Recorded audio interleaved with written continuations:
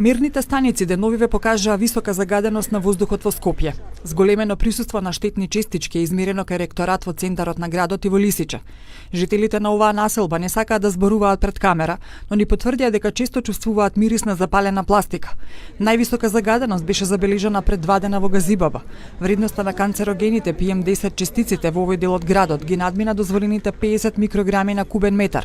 Од Министерството за животна средина засега велат дека ќе проверат дали е исправна мерната станица.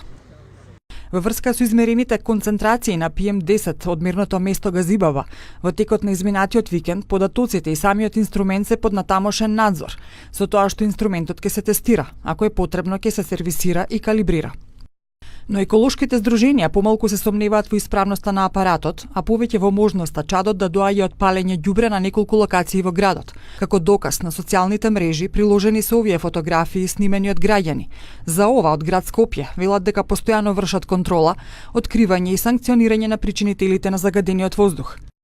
На терен, инспекцијските служби на град Скопје ги контролираат и така наречените диви населби, односно импровизирани населби на повеќе локации во Скопје, за кои често добиваме жалби дека го загадуваат воздухот поради запалено ѓубре.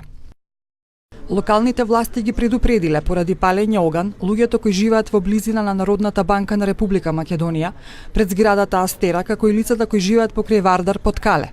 Но Татјана Чакулев од невладината организација Коалиција О2 за чист воздух во телефонски разговор ни рече дека освен тоа, воздухот го загадуваат и неколкуте фабрики.